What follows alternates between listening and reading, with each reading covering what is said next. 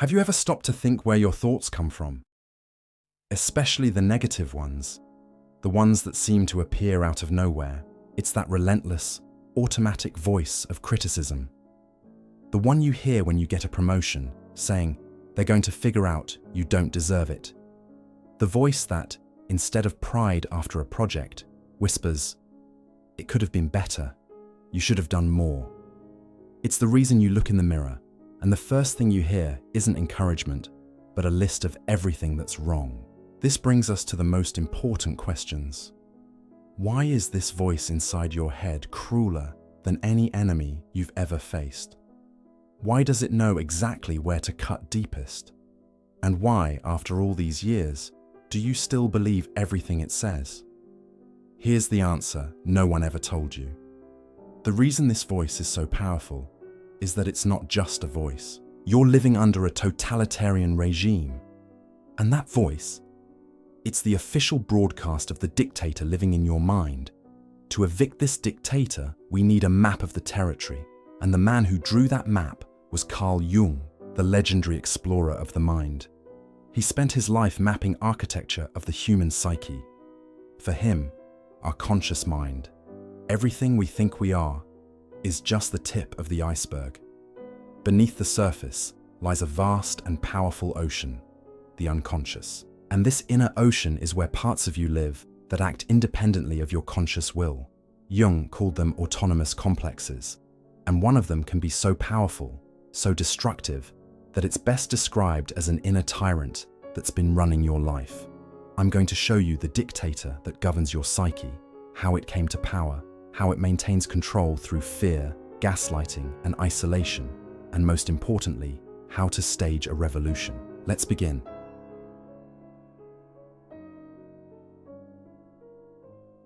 You think that critical voice is you being realistic, keeping yourself in check, maintaining standards. But Carl Jung would tell you something different. That voice? It's not you. It's a psychological structure that formed over years, an autonomous complex that now operates like a separate entity within your mind. Jung discovered that the psyche isn't a unified whole. It's more like a collection of sub-personalities, each with its own agenda, its own voice, its own power. And one of them, what we'll call the inner tyrant, has likely been ruling your internal world for most of your life. So where did this tyrant come from? It was built piece by piece from 3 primary sources. And the first is internalized parental voices. Every time a parent said, "You should be ashamed," or "Why can't you be more like your sister?" or even just gave you that look of disappointment, those moments didn't just pass. They lodged themselves in your psyche, and over time, they became automatic. You don't need your parents anymore to tell you you're not good enough. You've internalized their voice. It runs on autopilot now. And as if this wasn't enough, there is still a second source: traumas of humiliation. That time you were laughed at in class. The relationship that ended with, "You're too much," or "You're not enough." The job rejection, the public failure. Each humiliation added another layer of armor to the tyrant's fortress. It learned, the world is dangerous. If you're not perfect, you'll be destroyed. So I must push you harder, criticize you more, never let you rest. And third, impossible social standards. We live in a culture that worships perfection, Instagram bodies, LinkedIn success stories. Everyone else seems to have it figured out, right? And the tyrant uses this. It compares you to an impossible composite of everyone else's highlight reel. Look at them, they're succeeding. What's wrong with you? Now, these 3 sources, parental voices, past humiliations, and social pressures, they don't just create occasional negative thoughts, they coalesce into something far more powerful. They become a consistent, autonomous voice that operates independently of your conscious choice. And here's what makes this tyrant so insidious. Its voice sounds like reason. Listen to what it says. You shouldn't have tried that. You're not ready. Everyone can see you're a fraud. It's only a matter of time before they figure it out. You don't deserve rest. Look at all the successful people working right now while you're sitting here. If you make one mistake, you'll lose everything. It sounds like wisdom, doesn't it? Like protection. like the voice of reality. But Jung would ask you, who benefits from this belief? Does this voice actually protect you, or does it paralyze you? Does it create growth, or does it create shame? The inner tyrant doesn't want you to succeed. It wants you to obey. And as long as you believe that voice is you, as long as you think it's just being realistic, it will continue to rule.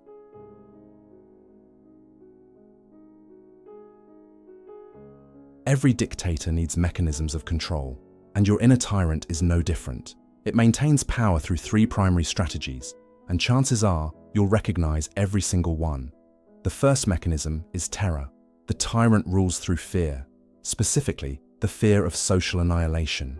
It doesn't say, hey, you might fail at this. It says, if you fail at this, everyone will abandon you, you'll be alone, you'll be nothing. Notice how it catastrophizes everything. You make one mistake at work, and suddenly, the tyrant is spinning a story where you lose your job, can't pay rent, end up homeless, die alone. It takes a minor error and turns it into an apocalyptic scenario. Why does it do this? Because terror keeps you compliant. If the stakes feel life or death, you'll do anything the tyrant says. You'll work yourself into exhaustion. You'll never take risks. You'll play it safe, stay small, and never, ever challenge the regime. Jung understood this. He wrote, people will do anything, no matter how absurd, to avoid facing their own souls. The tyrant weaponizes this avoidance. It makes the prospect of looking inward, of questioning its authority, more terrifying than the exhaustion of obedience. But terror alone isn't enough to maintain control. The tyrant needs you to believe it's on your side, which brings us to the second mechanism, gaslighting. Here's where the tyrant gets really clever. It convinces you that its cruelty is actually love, that its relentless criticism is for your own good. I'm just trying to protect you from failure. I'm keeping you grounded so you don't get hurt. Someone has to keep you in line. This is psychological gaslighting at its finest. The tyrant takes its abuse and reframes it as care, and you believe it. Because if you didn't believe it, you'd have to face the fact that you've been living under an abusive internal regime for years, and that's too painful to accept. Jung drew a crucial distinction here. There's a difference between discernment and domination. The self, your true center, doesn't need to terrorize you into growth. It guides you through wisdom, not fear, through compassion, not cruelty. The tyrant isn't your guardian, it's your warden, and it's protecting its own power, not your well-being. Which leads us to the third mechanism the tyrant uses to stay in power: isolation. Dictatorships survive by keeping people isolated. If the oppressed ever talk to each other, they'd realize they're not alone. They'd organize, they'd revolt. Your inner tyrant knows this, so it tells you, don't share your struggles, don't show weakness. Everyone else has it together. If you admit you're suffering, they'll see you're a failure. It keeps you alone with your pain, alone with its voice. And in that isolation, it becomes the only voice you hear. It becomes your reality. Have you noticed how hard it is to open up about your real struggles? How even with close friends, you find yourself saying, "I'm fine," when you're falling apart inside? That's not you being private. That's the tyrant maintaining control. Because the moment you speak your suffering out loud to someone safe, something shifts. You hear yourself say the tyrant's accusations aloud. I'm worthless. I'm a failure. I don't deserve good things. And suddenly, in the light of day, with another human bearing witness, those statements sound insane. Jung knew that healing happens in relationship. The psyche cannot individuate in a vacuum. It needs mirrors, witnesses, connections. The tyrant knows this too. That's why it works so hard to keep you isolated. So now we've identified the tyrant and we understand its tactics: terror, gaslighting, and isolation. The question becomes, how do we fight back against something that lives inside our own minds? So, how do you overthrow a tyrant that lives inside your own mind? Jung's answer might surprise you. He He didn't believe in trying to destroy or silence these internal complexes. He believed in what he called individuation, the process of becoming whole by integrating all parts of yourself, including the difficult ones. But here's the key. Integration doesn't mean obedience. It means the dethronement of false kings. The inner tyrant is not sovereign. It is not the ruler of your psyche. It's a part, a wounded, frightened part that learned to survive by controlling you. But it is not the self, and the self is your true center. Jung wrote, "I am not what happened to me. I am what I choose to become." The revolution begins when you realize you're not defined by the tyrant's narrative. So how do we begin?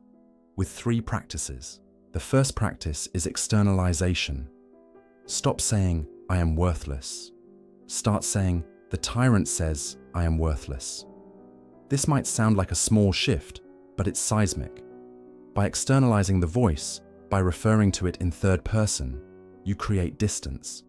You recognize it as a voice, not as truth, not as you. Get a journal. Every time the tyrant speaks, write it down, but frame it this way. The tyrant says, "I should be further along by now." The tyrant says, "I don't deserve to rest." The tyrant says, "Everyone is judging me." One is, watch what happens. When you see it on paper, when you name it as the tyrant's voice and not your own, it loses power. You've stopped identifying with it.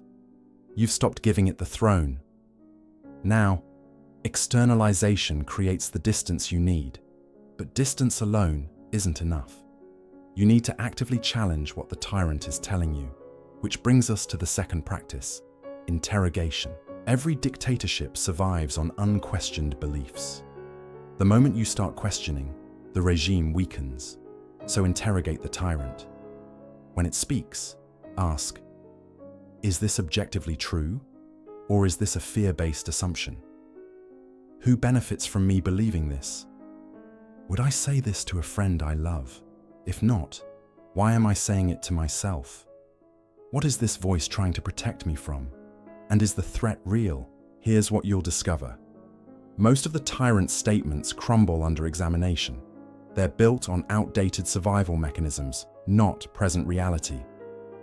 A criticism that made sense when you were 7, when disappointing your parents felt life-threatening, makes no sense at 37 when you're financially independent. But the tyrant never updated its operating system. Jung said, "Until you make the unconscious conscious, it will direct your life, and you will call it fate." Interrogation makes the unconscious conscious. It drags the tyrant's tactics into the light, where they can be examined, questioned, and ultimately disempowered. But here's the thing, you can externalize the tyrant's voice, you can interrogate its claims, but if there's no alternative voice to listen to, you'll eventually fall back into old patterns. Which is why the third practice is essential. Cultivating the voice of the self. The tyrant's voice is loud because you've been listening to it for years. But there's another voice, quieter, deeper, wiser. Jung called it the self. Others call it your inner knowing, your higher self, your soul. It's the voice that says, you are enough, even in your imperfection. You grow through mistakes, not despite them. You are worthy of rest, of joy, of peace. Cultivating this voice requires intention. It won't shout over the tyrant. You have to choose to listen for it. One practice, self-compassion journaling. Every day, write yourself a letter from the voice of yourself. What would the wisest, most loving part of you say to you today? Not the tyrant, not the critic, the part of you that sees your wholeness. At first, this will feel fake. The tyrant will say, "This is ridiculous. You're just lying to yourself." But here's the thing. You've been lying to yourself for years by believing the tyrant's voice is truth. Choosing to listen to compassion isn't delusion, it's correction. Jung believed the self is the true center of the psyche, not the ego, not the complexes, but the self. And when you align with it, the tyrant doesn't disappear, but it stops being sovereign. It becomes what it always was, a a scared part of you that needs integration, not domination. These three practices, externalization, interrogation, and cultivation of the self, they work together. You create distance from the tyrant, you challenge its authority, and you strengthen an alternative voice. Over time, the balance of power shifts, and that's when real transformation becomes possible. But overthrowing a dictator is only half the battle. When the throne is finally empty, the most important question remains: who or what will rule in its place? Let me be clear. Overthrowing the inner tyrant doesn't mean you stop having standards. It doesn't mean you become complacent or mediocre. It means you move from tyranny to autonomy, from fear-based motivation to values-based living. Here's the difference. The tyrant says, you must be perfect, or you are worthless. The self says, you are inherently worthy, and from that worth, you can grow. The tyrant says, one mistake will destroy you. The self says, mistakes are information. They teach you, they don't define you. Do you see the shift? It's not about lowering standards, it's about changing the foundation. And here's what Jung discovered. Shame-based motivation is a house built on sand.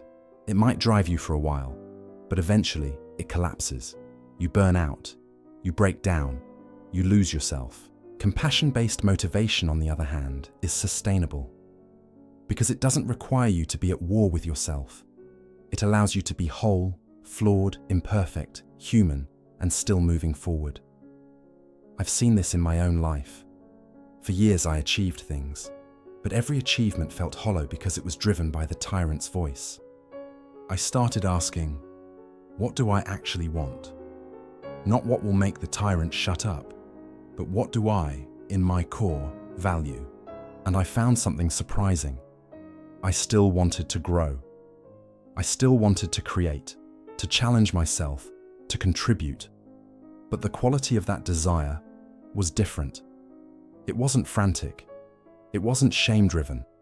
It was alive. This is what Jung meant by individuation, becoming who you truly are, not who fear has shaped you into. And it's not a destination. It's a lifelong practice of choosing the self over the tyrant, again and again. And you must understand this. There is no neutral ground in this war. Every single moment of inaction is a vote for your own oppression.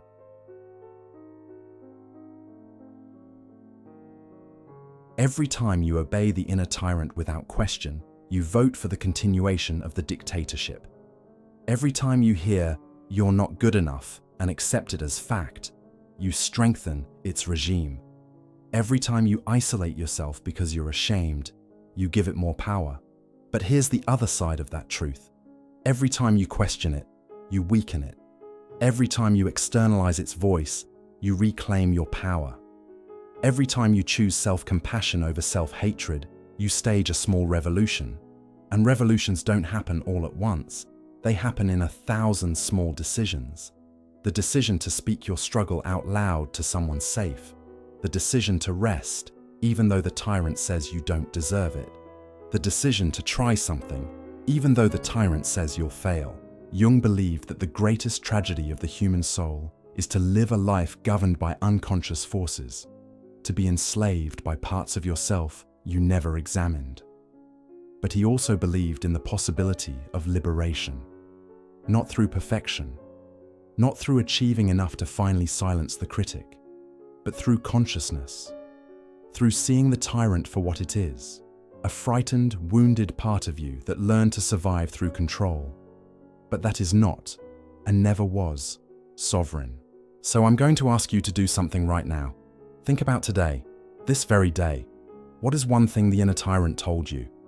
Maybe it was first thing this morning. Maybe it's something it whispers constantly. Identify one order it gave you, one criticism, one fear it tried to sell you, and write it in the comments. Not, "I think I'm not good enough," but "The tyrant says I'm not good enough." Externalize it, name it, expose it. Because here's what I've learned. Tyranny survives in silence. But when we speak it out loud, when we name the voice for what it is, when we bear witness to each other's internal dictatorships, something shifts. We realize we're not alone. We realize this isn't truth. We realize we can choose differently. This is the beginning of the revolution. Not the end of suffering, Jung never promised that, but the end of needless suffering. The end of suffering caused by believing a voice that was never sovereign in the first place. You don't have to live under tyranny anymore. The dictator can be dethroned, and it starts with one simple act of defiance, recognizing it for what it is. Welcome to the revolution. If this resonated with you, there's more we need to talk about. Because the inner tyrant isn't the only force sabotaging your peace. In the next video, we're going to explore something even more insidious. The inner martyr, the part of you that has made suffering into a virtue, that wears pain like a badge of honor, that can't imagine who you'd be if you weren't sacrificing yourself. Subscribe if you want to keep going deeper, because what Jung discovered about the human psyche will change the way you understand your entire life. I'll see you there.